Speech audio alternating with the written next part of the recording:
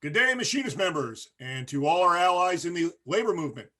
This is the 141 Report, and I'm your host, Dave Lehigh, a Communications Coordinator for District Lodge 141.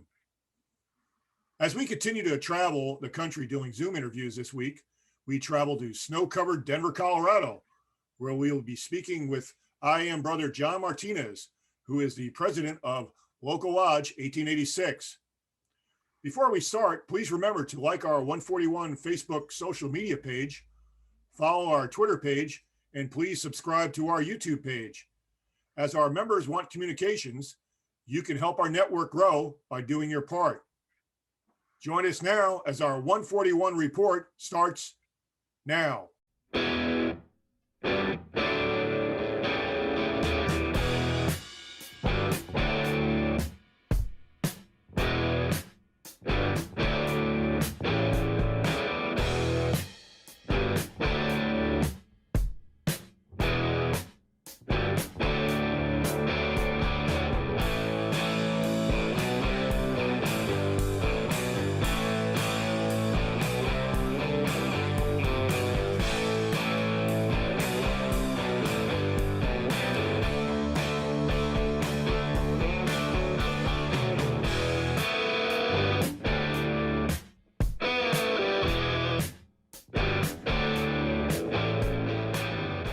Hello, Brother Johnny. How you doing, my friend?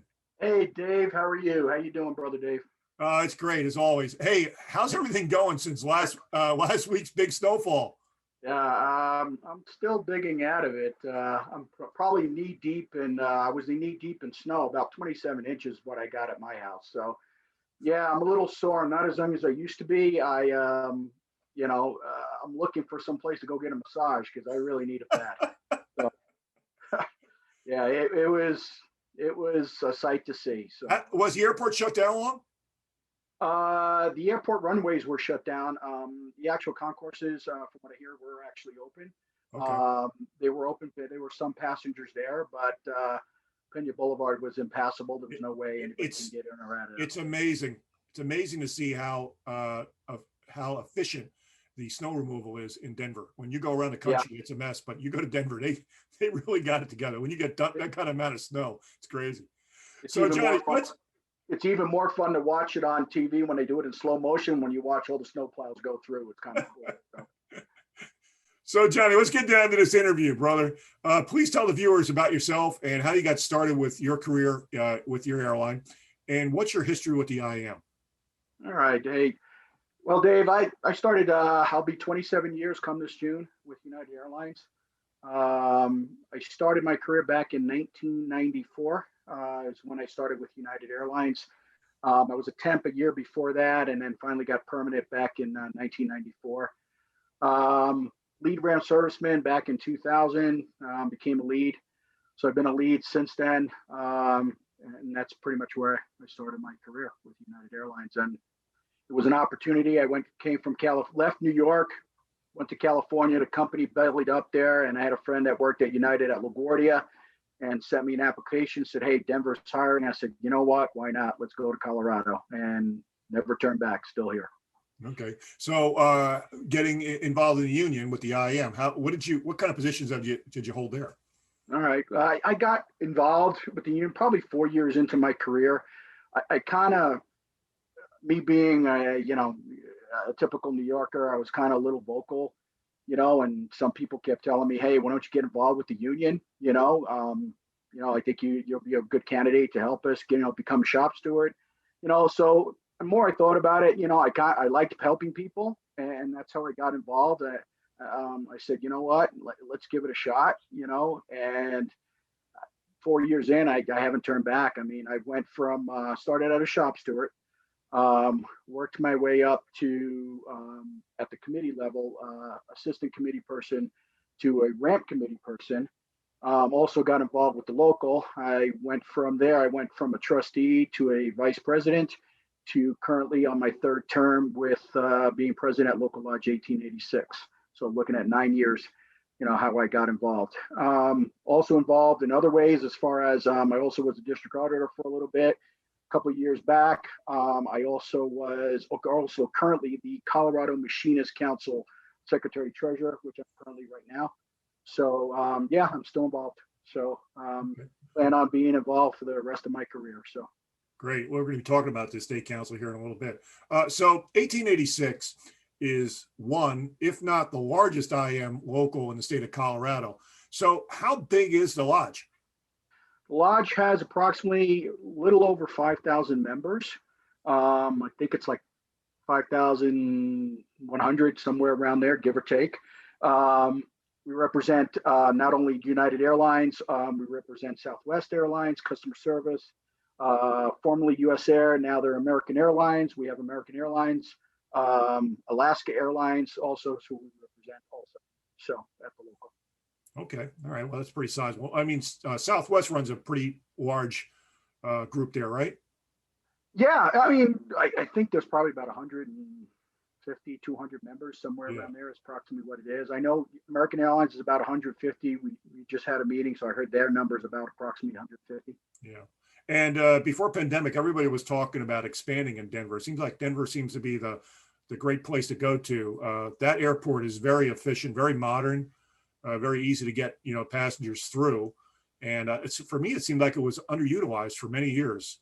But it's great to see like United's going in there. They're wanting to expand. And like you said, Southwest is in there. And I know American is growing too. So yeah, we're getting bigger and bigger. Members are getting, we're getting more and more members each and every day. All the airlines are starting to hire back up. So they're getting bigger. They're expanding this airport. There's a lot of renovations that are currently going on. Expanding the concourses. That just means more jobs for everybody. So yeah, it's huge. We're a destination point that's more of a connection point for us. And we were very fortunate during the pandemic that, we weren't as affected with furloughs, which is a good thing. It's unfortunate some of the other stations were, but we were, a little busy. Yes, we had our downtime during, the COVID situation, but it's steadily picked up quite a bit. So that's night and great. day. That's great. So can you tell the viewers the history of your local? I know at one time the airport was very close to the local, but it moved a number of years ago. It's a little bit farther away. How far away is it?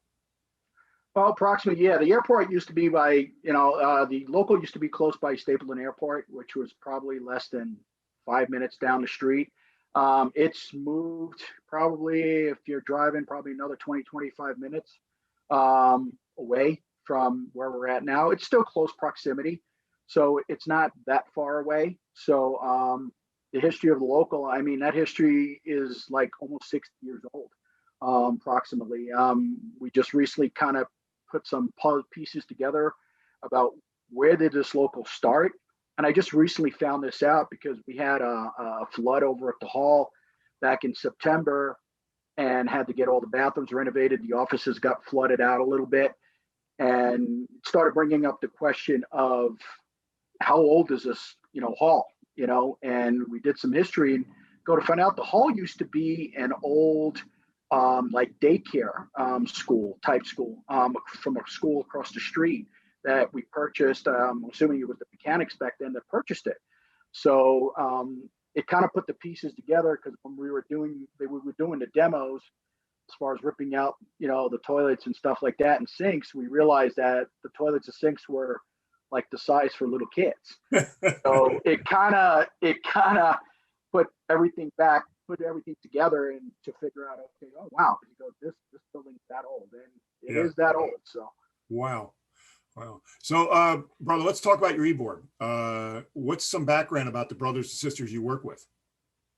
Yeah, we got a variety of a lot of experience that's on the e-board. My vice president's Ronnie Stevenson. She retired about a year and a half ago. Ronnie continued on as my VP.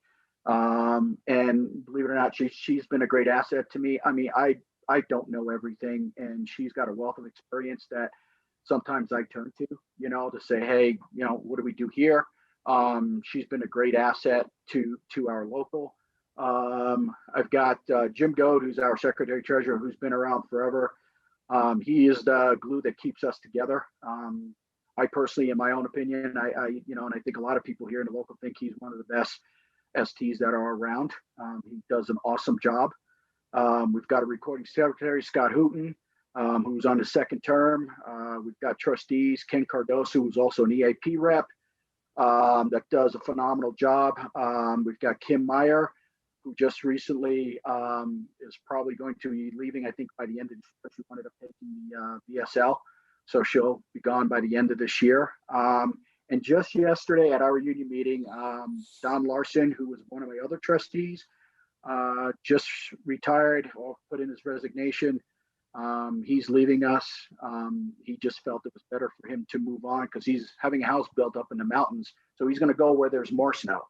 Like when you retire, I'd be going probably somewhere to sunny skies somewhere, but he's going into the deep heart of the snow. So, but it's sad to see him go.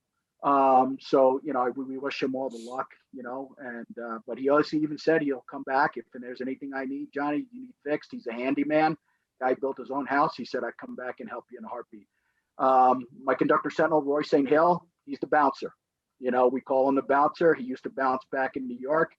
So, we do make fun of him time to time, but he keeps things, in control. So. Okay. All right. You named some really good, talented people there. I know several of them personally. I've met them and some really good people. So good stuff. So, brother, when a local needs support from the district, who are your AGCs that are assigned and who do you reach out to?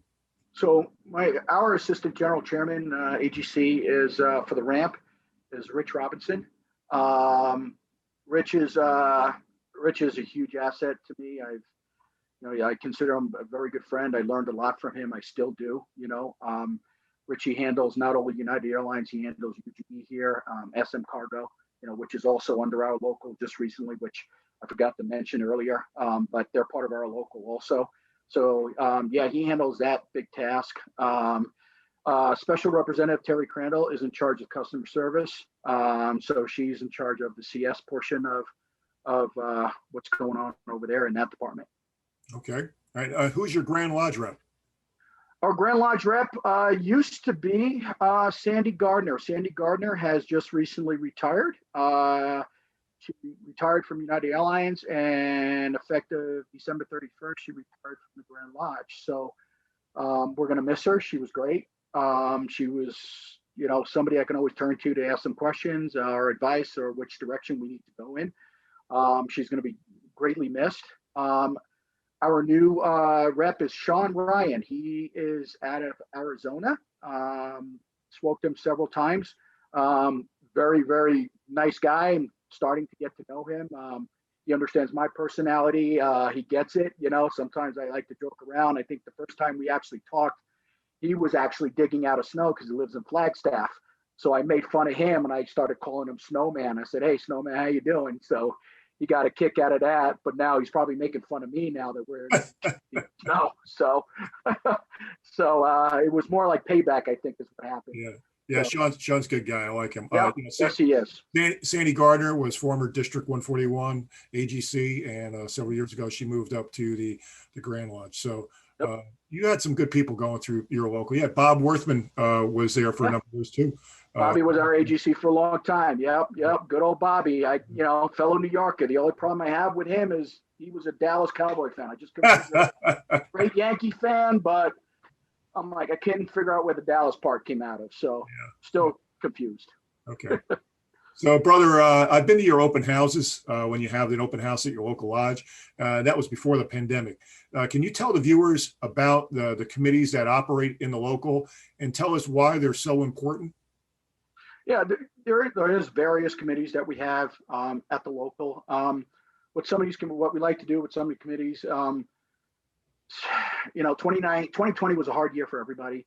One of the committees I do, wish we were able to do last year, but we were just completely shut down. Our retirement committee, doing the luncheon for them. That was something I always look forward to every single year. We started doing that about 4 or 5 years ago. We started doing luncheons for the retirees, and all we would do is just have them come in, send them invites, and we would cater a luncheon for them.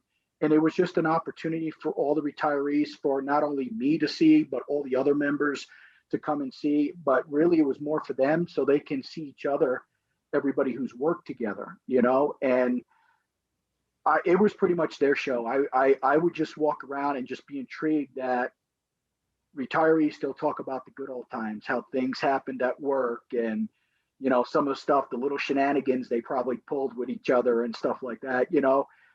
And I had one retiree come up to me when we first started doing this, and it signaled home to me that we need to continue to do this every single year. And she said to me, she goes, "You know what, Johnny?" She goes, "I want to tell you one thing." She said, she goes, "This was a great thing you guys did." She goes, "We love it." She goes, "It's nice to see everybody." And this is where it got to me, where she said, "It's not at a funeral." And when she said that to me, I said, "It's nice to sit down and catch up." And she said, "This is the best thing." She goes, "I hope you continue it." And we have, except like I said, for last year, we weren't able to do anything. We were just on shutdown. But the plan is, I'm not sure what this year looks like, because Colorado's restrictions with COVID are sometimes are different from other states. So they're constantly changing. So, I would love to have it this year, but not sure because we're still on restrictions here and room capacity. So, I'm hoping next year we can ramp it back up and continue doing what we normally do. So, Johnny, earlier we were talking about your role that you play in the State Council Machinists in Colorado. Can you tell me why the State Council is so important for IAM members? So important. It was huge. We winded up having to, the AFL-CIO reached out to us to get volunteers. Also, the Denver Area Labor Federation also reached out to us to get volunteers to help out with phone banking, help out with, it wasn't door knocking. They wound up, because of COVID, it was called leaf dropping, which they would just leave a leaflet on, the doorknob, is what they did throughout the neighborhoods. We wound up getting, I'm going to say, estimate about 8 people, volunteers for them, quite a bit. I mean, I told them, I said, whatever you need. I was out giving out yard signs for Biden-Harris signs, putting them all over the place. Yeah, it was huge. It was probably, with the help of everybody, the biggest thing I probably had to go through that was the most important. It's, it needed to be done, and we realized how important it was, even during the pandemic. They did a tremendous job trying to improvise and face some of the challenges, that was out of the norm because of COVID, and they adapted and they succeeded. They did an awesome job. So yeah, it was great to see that here in Colorado. So you guys were successful in getting a pro-labor senator elected as well, too. Yeah. Right? Yes. John Hickenlooper. We got John Hickenlooper, met him. Very nice guy. We met Jason Crow, met with him also. And it was during the time that we needed to get that paycheck protection, passed through Congress. And, that was the big issue back then. So we can, help with furloughs. Yeah. So they heard, they listened, and they acted. And John Hickenlooper wound up getting elected. And, he's doing a good job while he's, as a senator. And Congressman, Jason Crow is awesome. He's doing a great job. I mean, when I got to know these guys, some people feel like they're intimidated by meeting a politician. Believe it or not, they were probably the 2 most down-to-earth people I've met. You can sit there and just have a conversation with them like you're your best friend, you've known them for years. So it was nice to see that. So it's so important for us as IAM members to be able to go lobby and talk to pro-labor politicians, right? Yep. Try to get them to, to listen to our needs. And, you think about this past election cycle, a lot of our members are going to be receiving these stimulus checks that are going to be coming out, Yep. These $1,400 stimulus checks, which are needed funds. And if it wasn't for the work that, you did with your fellow IAM members in the state of Colorado, along with, say, in Georgia, where we were able to, with IAM members in Georgia, we were able to get 2 senators in that state that supported the economic COVID relief package. That's why it's so important. We have members that are out there lobbying on needs of IAM members, and it's great work that you're doing. I appreciate that. Well, no, thank you. I mean, the Grand Lodge, they were sending out those things, those letters we had to send to congressmen and senators and get things passed, and all I did was just forward it to, probably 50, 60 people, please get this in, tell your congressmen, senators, this needs to pass, because it was that important. I mean, our lives depended on it. The jobs here, job security here depended on it. I was in jeopardy of possibly, being furloughed. We all were, even though we're 27 years, there were guys for the first time that, usually when you hear furlough, some of the senior guys kind of don't really worry about it. This time they were. There were a lot of senior guys that I talked about that we were all in jeopardy of possibly being furloughed. And with the help and coordinated effort, it worked out. So, I'm glad it did. So we came together. Solidarity. That's absolutely. That's an important thing. Yep. So, John, what would you say is the most important reason why one would become an IAM member? Well, one would become an IAM member, and I can speak for myself, my family, my job security, my job protection, the wages that I'm getting. I mean, if I wasn't a union member, there's no way, that I couldn't sit here and, support my family, send my kids to college. If it wasn't to, for becoming a union member, there's no way, I mean, just a regular job out there, unless you've got 2 or 3, 4 degrees, and sometimes that doesn't even, help, at least I have the union here to protect me, make sure this is my salary, this is what's getting paid, my vacation accrual, my medical, everything else, it all rolls into one. And it's very important to become, a union member, especially with this union. Okay. So John, where would members learn more about your local? Our local lodge, we have a website. It's IAM1886.org. We also have a Facebook page for Local Lodge 1886. So there's a bunch of information, and you can see on there, who the officers are, contact information, any other forms that you may need. So yeah, I strongly encourage that people go on to that. We've got a real good webmaster. Her name is Erica. She takes care of it. She does a superb job. That website is on a total turnaround from where it used to be. So she does a really good job. Good stuff. Yep. Brother, any closing thoughts or anything you want to make mention of before we close out this report? No, there's a couple of things. I mean, 2020 was a rough year. I mean, we pretty much shut down. We weren't having any meetings, pretty much like everybody else. It took about exactly a year. Last meeting was back in March. First meeting in March on a Wednesday. It was last one before we went to a complete shutdown. We finally actually had our first actual meeting in a year. March 3rd was our first meeting. Originally, we started out with Shop Steward's meeting outside. We did it in the parking lot. If we had to do the meeting outside because of our cap restrictions, we started it outside.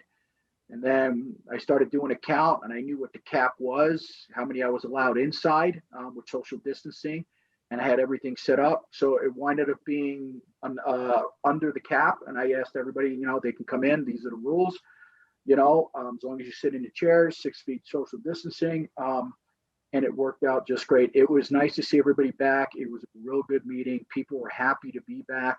We just conducted our second meeting of the month. We have 2 a month. So we just conducted our second one last night. Same thing. It ended up being indoors, and hopefully, that's where we continue to lead to. Things are starting to happen for this new year, which is great. We're going to be doing our annual 5th annual 2021 annual GDA golf tournament, Guide Dogs of America golf tournament here in Colorado, which we started coordinating with, some like guys that helped me out, Rich Pijanowski, Ken Cardoso, Frank Gagliano, Kimo Scott. They all helped me out, get this coordinated. And we were a little skeptical at first if it was going to be able to sell out. And all our attitudes was, it's something to do. It's something getting back to normalcy. Well, I'm proud to say we filled up in a month and a half. This golf tournament, first time ever, it's filled up full of players. And it's great. Some of our big sponsors did come back. We're struggling a little bit with some donations for us from the small businesses within the community because they were affected by COVID and still hurting and just barely trying to pay their employees. So, we're even telling them if you want to just put a voucher or a coupon or something in our, giveaway bags, just to generate your business, get your business out there free of charge, just let us know and we'll put them in there. So, those are some of the things that, this year, hopefully things go back to normal. I would love to have the luncheon this year. I'm not sure if that's going to happen for retirees. If there is any way possible it can happen, I will make sure it does happen this year. Well, it's time to wrap up this week's 141 report. Thank you, John, for taking the time to come on and informing our viewers about your active local. Thank you, Dave. Hey, always a pleasure talking to you. Yep, it's always good seeing you, Johnny. Yep. Maybe with this pandemic and I get myself out there and back out on the road, it'd be great to see everybody in Denver.